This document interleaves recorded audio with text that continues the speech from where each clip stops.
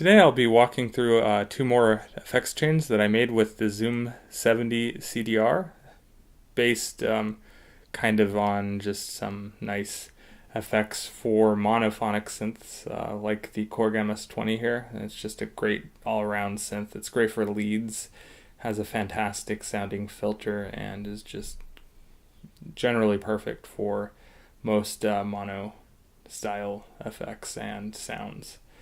So the bass patch that I have here is just relatively simple. It's like a standard monophonic lead. We have some portamento. We have two oscillators being used. The first oscillator is pulse width. It's set to 16. Second one is a sawtooth, and it's set to 4.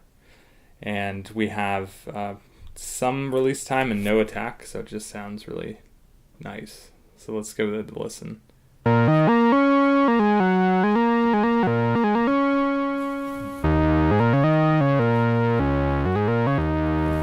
And then I have the filter set to the parameter wheel here, so I can do like a filter sweep with the wheel, just like that. Alright, so the first effect that I ended up making I call Cosmic Lead, and it's great for lead sounds.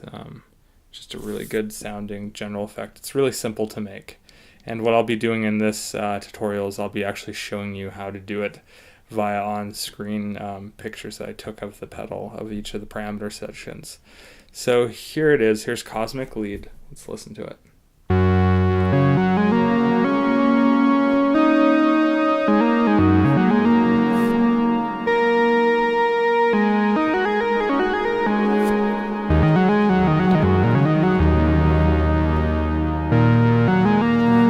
Hear that with a little bit of a low pass sweep.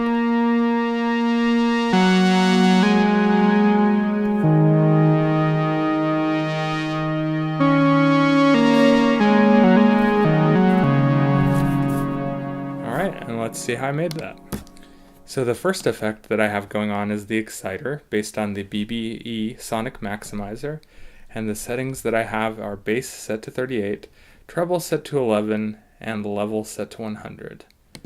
And on the next effect, I am using the dual verb, which is an Eventide space reverb effect, which, as the name implies, is two reverbs in one, with parameters for each of them.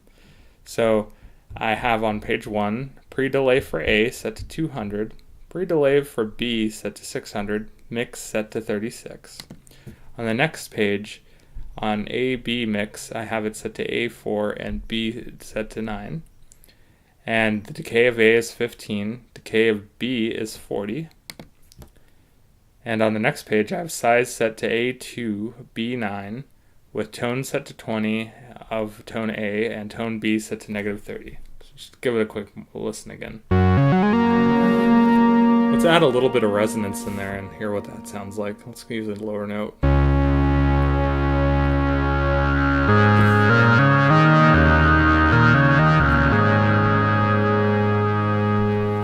Makes it sound so big and expansive and punchy at the same time. Alright, and then the next reverb that I made for monophonic use, I mean, you can use it on a polyphonic synth, though. It's made more to accentuate just a single voice being played at a time.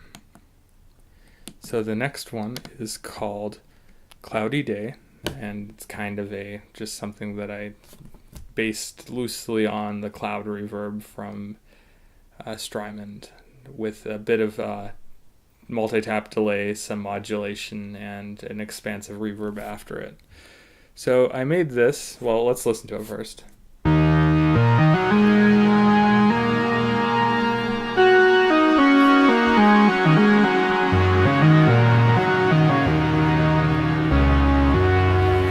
I made this kind of for playing pads on the mono synth.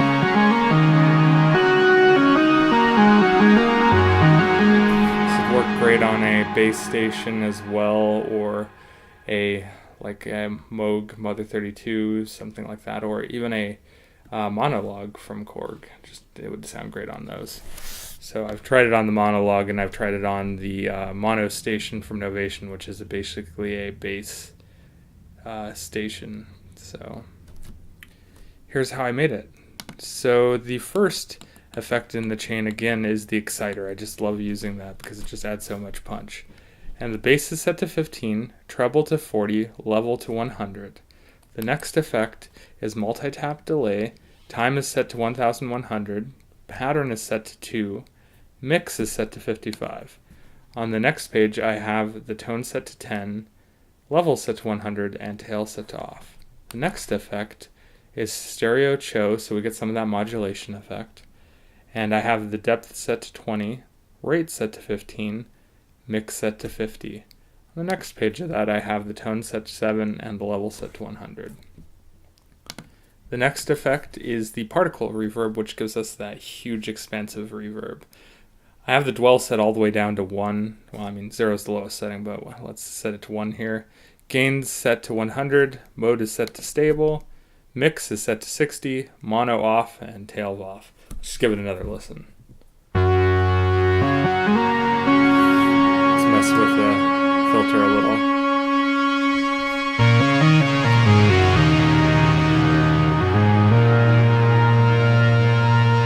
Let's give it a little resonance.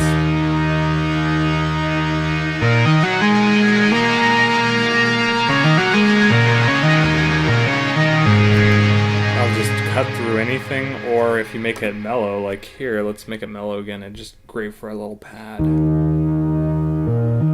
Almost like a drone.